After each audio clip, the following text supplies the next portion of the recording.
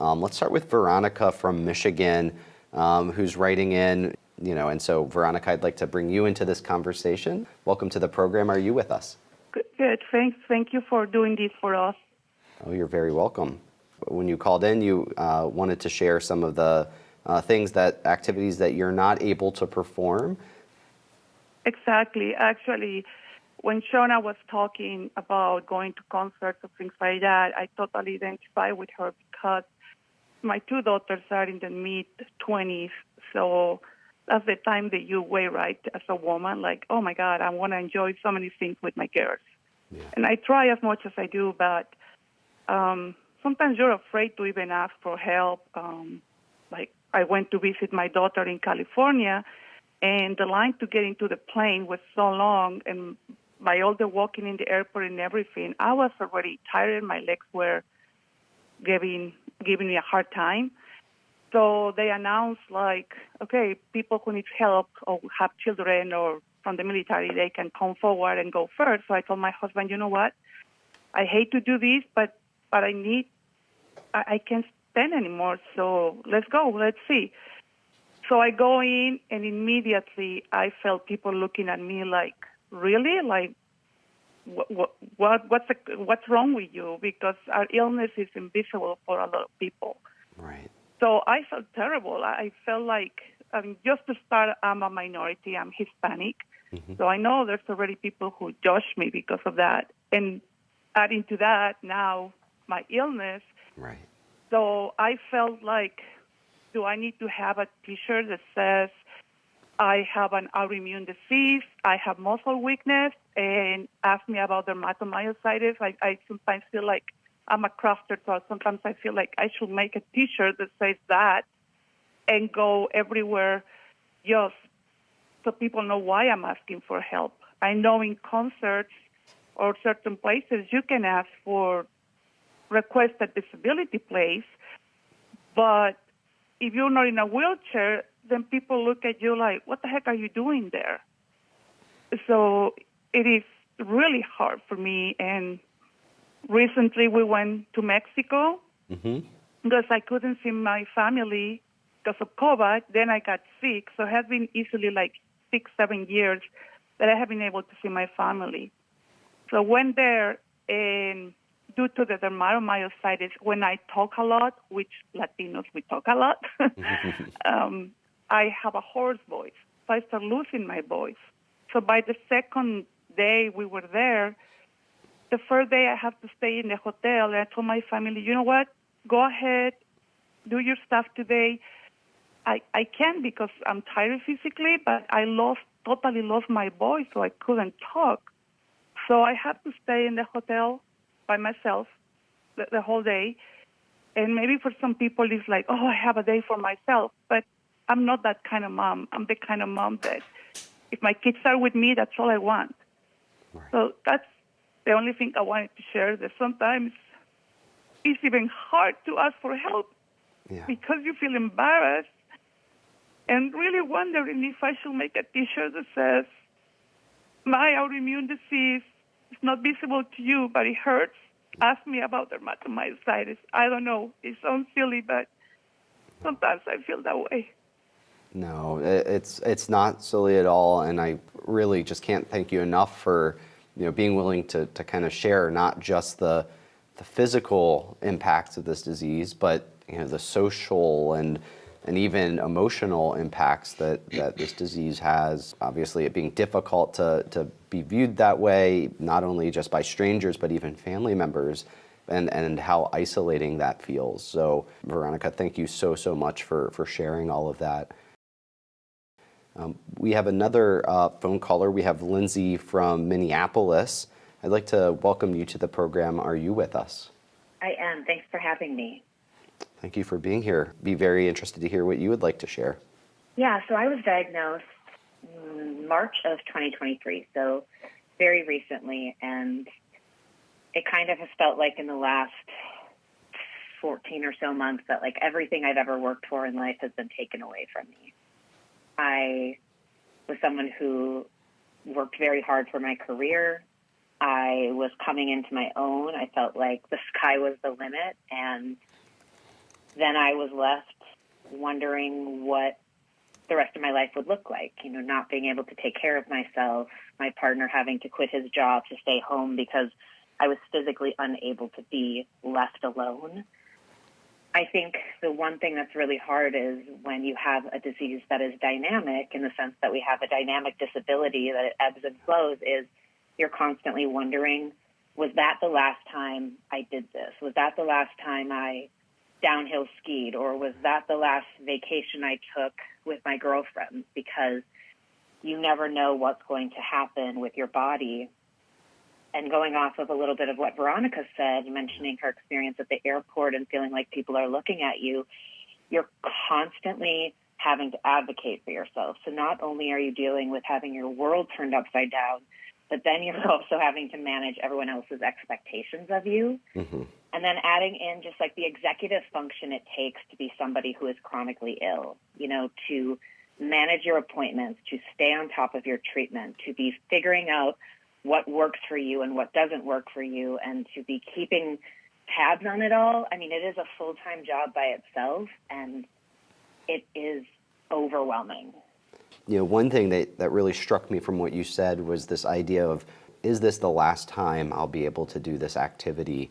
Right. So my dermatomyositis shows up heavily with the muscle weakness. Yeah. My CK levels right now are over 10,000, and my max CK levels that got me hospitalized were 21,000. And so for me, the muscle weakness and the muscle loss, there's concern of what will come back when my numbers go down. What abilities will I get back when that inflammation is gone? I was a marathon runner. I loved working out. I loved swimming. I loved being active. And there are days now where I struggle to put on my own clothes because my muscles are so weak. I used to be able to do 35 dumbbells in each arm for a chest press, and now I can barely do 3 pounds in each arm. If I were to fall down right now, I'm home alone, I would have a really hard time getting off the ground. And so it's that fear of, what will my body be like after this flare? What will I have to work back from? What will I have to figure out? And there is some of that, that long-term fear of, will I ever be even remotely close to the person I was before I got sick? Lindsey, thank you so much for being willing to share so much about your experience. Apologies, Nancy, I understand that it can be hard to stay on hold as a result of the symptoms of this condition. So, and I'd like to welcome you to the program. Are you with us? Yes, James, I'm here. Thank you for your patience. Oh, no. Can you hear me? We can. Great, thank you. Yeah, I just want to thank everybody for sharing, because for me, I was diagnosed last May with DM after 6 months of the doctors trying to figure out what was going on with me. And my DM is complicated with the NXP2 positive, and so I don't have the skin rashes, but I have severe muscle fatigue and pain. Yeah. I have calcifications that are all over my body. They feel like marbles underneath my skin that cause a lack of sleep, a lack of being able to sit down. I turned 66 yesterday, and as a very active woman, physically in design and construction and traveling around the country, and a whole lifestyle of a design architect, I can't I can't work anymore. I'm not able to go to job sites. We have a Victorian that has 3 sets of stairs. I'm limited to one floor. My husband takes care of me. And he's had to, retire earlier to do that. And it's been really difficult because we found out with NXP2, they at Stanford, they did a whole malignancy treatment to see what that cancer was active, and we did find that I have stage 0 on esophageal and stomach cancer, as well as ulcerative colitis, which I never had any of those before. So my symptoms are, different, just like everybody else's, but I share so much of what everybody else is going through. Sure. The pain and the uncertainty is rather alarming, Yes. but, we're planners, so we're planning for the future. We don't know what that looks like, Right. and making severe lifestyle changes so that I can have that mobility Right. and still be able to function when if how this changes. And to top it off, my husband has macular degeneration, so we're planning for both of us. So it's a complication of not just one, but my care provider. We're positive on this because we know how to change our environment, but really dealing with something that's so uncontrollable as our symptoms, Right. and not being able to not being able to be stable, as they said. My symptoms are not stable, or I don't have a benchmark yet because we're still going through the whole regimen of all the different treatments, and I'll call in later about that. Absolutely. But the pain and the inconsistency and the lack of mobility is day to day. Every day is different. Yes. And I think I just went through my second flare-up and coming out of it in the last 2 weeks, where I can now walk, Right. which is a big win again. Carly, I'd like to welcome you to the program. Are you with us? Yes, I am. Hi, welcome.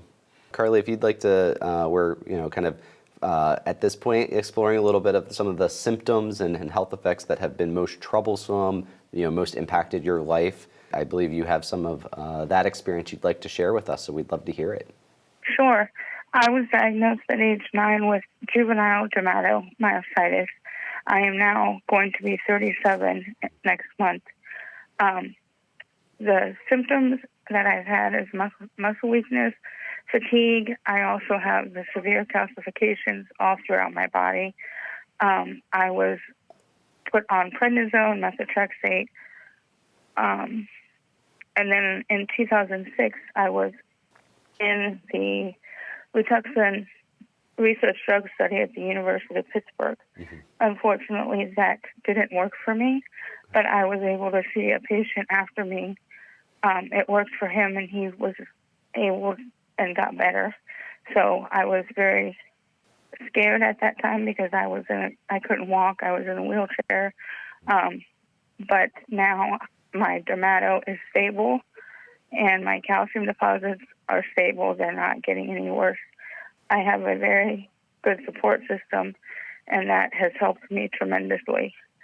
I was able to graduate from high school. I was able to get my driver's license after the doctor said I would not be able to. And I'm living right now the best that I can. I want to encourage the other patients to, keep fighting. We can't let dermato win. I'm hoping that my story will give them hope and encouragement to keep their head held high and just keep pushing forward, because that's what we need to do to stay strong.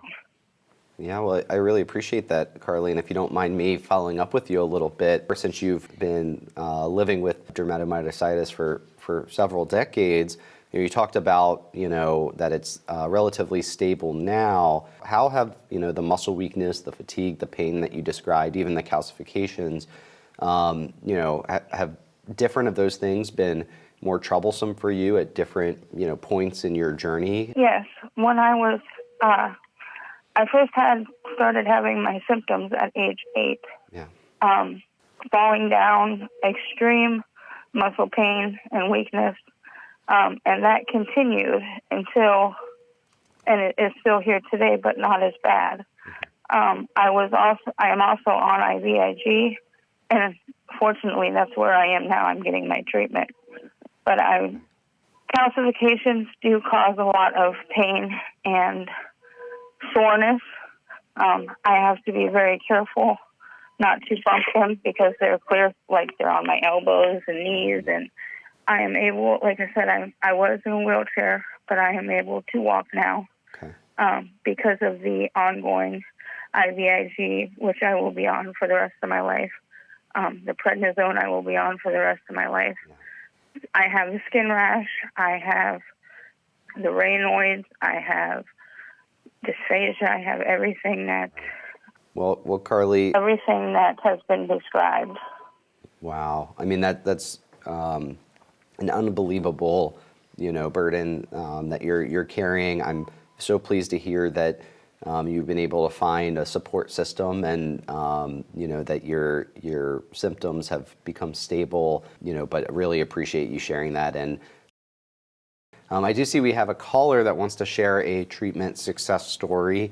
We have Angelic from Portugal that wants to share, again, a helpful treatment. So, Angelic, I'd like to welcome you to the program. Are you with us?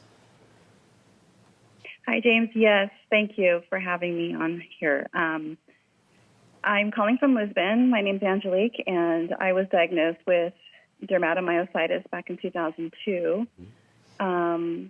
Very, very dark period, of course, as we all know that. It's very debilitating. I was succumbed to a wheelchair only 4 months after my symptoms started. And I did start with the methotrexate and the steroid, which took a couple of years to run its course. And I was able to rehabilitate and get out of the chair and through physical therapy. And then from there, I continued my strength training on my own. I acquired remission for about the last 21 years until recently I relapsed with my DM. And then on top of that, I acquired rheumatoid arthritis and Sjogren's syndrome. This time around, I decided to do the bone marrow stem cell treatment, which is not available in the United States, but having my husband, who had gone through the stem cell treatment for his knees, and seeing the effect that he had after this treatment, we decided to talk to the doctors and see if this is something that could help with autoimmune. And they've had great success with their patients. And so we decided to go ahead and move forward with this treatment. I had 3 treatments total, each 3 months apart. And after the first treatment, let me go back on my symptoms. When I relapsed, it was basically muscle stiffness, muscle pain, head to toe, a lot of stiffness, extreme fatigue. And it was just coming back like it did 21 years ago. And after the first treatment, I noticed that my energy was starting to come back. The fatigue was subsiding. And I was really surprised because I was a little skeptical at first of this treatment, but I noticed that my energy started to increase. And then after the second treatment, the pain started to subside as well. And now after the third treatment, I have been completely pain-free. I have weaned off of my methotrexate, and I'm about to wean off my Plaquenil on the 1st of July. And my rheumatologist in San Diego she's been thrown aback. I mean, she's very, very impressed with my progress that I've made with this treatment. And she's very happy for me, and just couldn't really believe that, I've made such progress with this treatment. I just wish that the United States would have this available for many people with autoimmune conditions. It might not be a cure, but it can help. It can help people live a more functional lifestyle and live a pain-free life. And so I wanted to share this with you all because it's very effective. And even my husband, and I'm so grateful that my husband was able to get this treatment. He was an athlete for most of his life, and his knees were just shot. But after the treatment, he is just like a new person. And so I just wanted to share that again with you all. And thank you for giving me the chance to share that.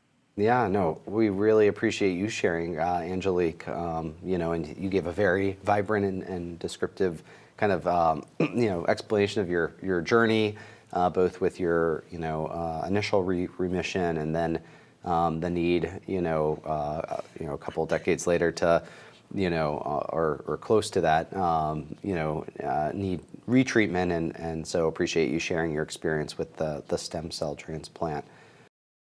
We have Clarissa from New Jersey. So Clarissa, I'd like to welcome you to the program. Are you with us? Yes, I'm here. Hi, welcome. Hi.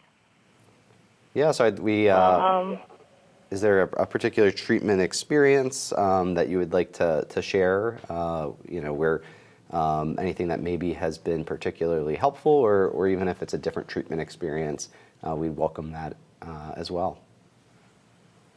Yes. What's been helping me, I've been on IVIG for a little over a year. I'm on Gimunex 10%, and I go every month for 3 days in a row. And I found out to kind of just keep everything baseline. But I noticed, especially being on prednisone, that the stopping and going and trying to wean me off to kind of get me off of prednisone, it has not been successful. And I go through extreme muscle weakness when I'm off of it. Right. And I think there should be more education on, if you're taking prednisone, make sure you have the right amount of protein intake, because we know this is a muscle wasting disease. And if you don't have the proper, protein intake, or your diet's not correct, also prednisone can take from your bones as well. So that's something that it took me a while to get into and to learn about on my own. And just looking into, hopefully we can find, more treatments, especially I have a GI sensitivity for some reason. I'm sensitive to a lot of medications. Mm-hmm. It doesn't agree with me. It's like a lot of stop and go. And that's something I hope that, we can kind of prevent in the future with finding better treatment and care. And do you find that's something that just, it's other symptoms just are better addressed by the treatments that you, have tried, or is that something that, there's been some relief from, but it's just not you're not getting enough relief, from that? I'm not getting enough relief from it. I feel like I have to rest more. I'm in and out of physical therapy, just to keep my strength at a minimal. I feel like just the intolerance of it all, like with the medications, and IVIG, my symptoms have been mild with that, like headaches, muscle pain, flu-like symptoms. Mm-hmm. But, that's preventable, too, with proper hydration. So, I'm thankful, just to, learn about these things and, to be open, for new things to help my symptoms out. Sure. Well, Clarissa, thank you so much for calling in and sharing here, both highlighting where things have helped, but also the remaining needs that you have as we're painting this picture here.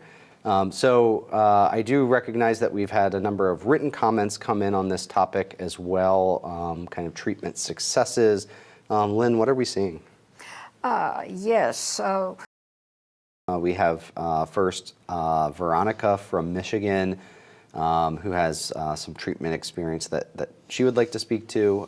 Veronica, I'd like to welcome you to the program. Are you with us? Yes, I'm here. Hi. Well, And yeah, can you hear me? we can. Sorry, please go ahead. Oh, okay. Yeah, I was hearing about second effects, and definitely that's something that you want to get healthy, but also kind of scared for the second effects. In my case, when I got my first IVIG, mm-hmm. The second effects were terrible, with like headache that I never had before, joint pain, and I didn't have that with the DM. I had muscle pain, but not joint pain. So I got joint pain, headache, vertigo. So I thought, like, okay, this is terrible. So thankfully I was in a support group, and the support group mentioned to me a video from the TMA about a doctor who was explaining how to administrate, or the best way to administrate IVIG. So then I found out about you need to be hydrated, the dose should be given to me in a slower rate, and I have to advocate for myself, literally. And I mentioned this to my doctor, mentioned it to the insurance person who was my contact to the insurance, and they work it out, and they kind of listen to this. And thankfully, thanks to that, then my second IVIG, or my first IVIG, was a totally different experience. It was just some fatigue, but no headache, no joint pain, stuff like that. So definitely want to give a big thank you to TMA and MSU for all the resources they put for us in order to advocate for ourselves, because if I hadn't found out this, I wouldn't be able to tell the doctor that there was a better way to administrate it. So, yeah, the second effects with the prednisone and all that stuff, it is definitely a concern. Sure. Well, Veronica, I really appreciate you calling in, and welcome. Would love to hear what treatment experience and how that might have helped or not helped with treating your DM.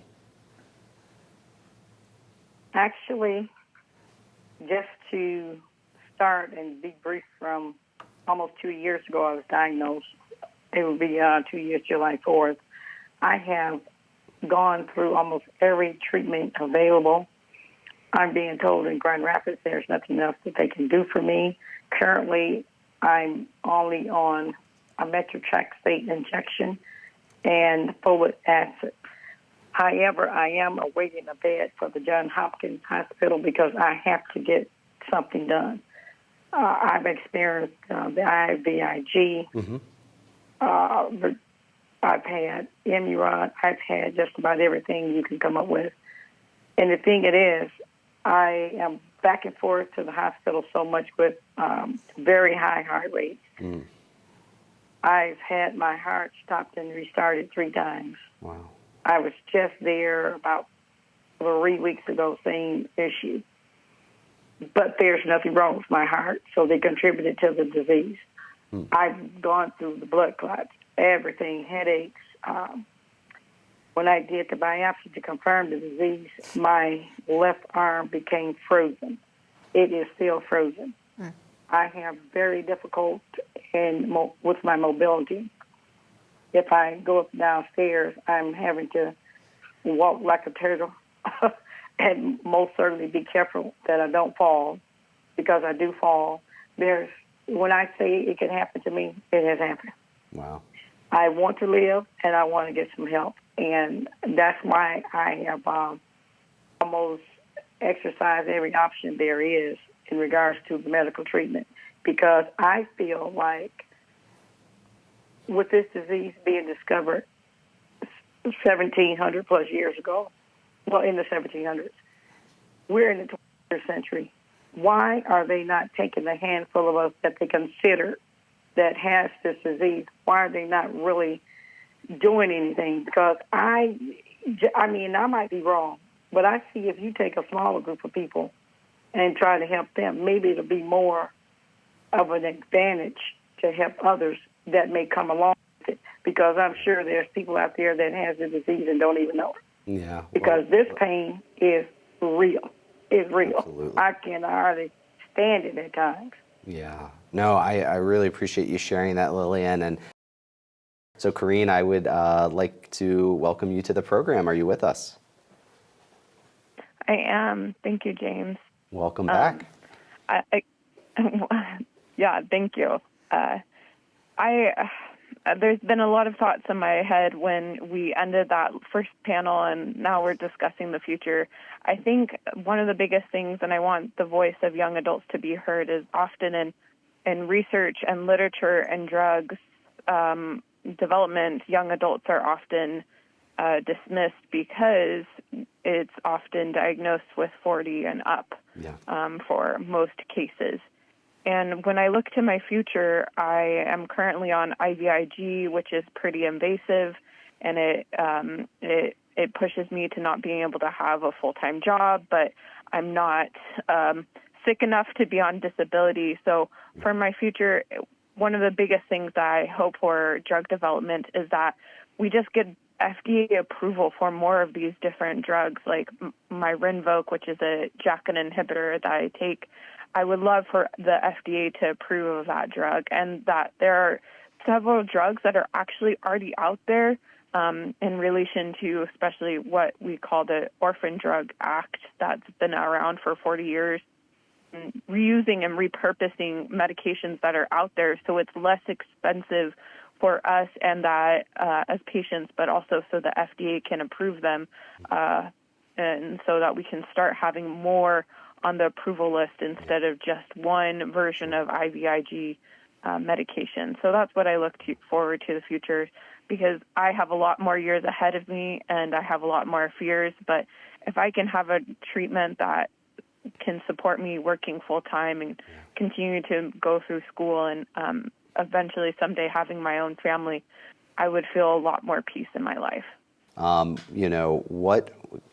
would be the key questions that you would ask to help determine whether you would try that new therapy or not? Oh, great question, James. I think the biggest thing is, would this cause me to flare again if I was on the placebo or even if I was on the medication that was approved? There's so much hesitancy towards even doing novel new treatments because a lot of us do get at a stability point, but we also have a trust in the doctors and the FDA figuring out medications that will improve our lives even more and offer potentially more stability. And I am grateful for all the patients that are currently in studies and have been in past studies. But I'm hesitant because I have so much time ahead of me that I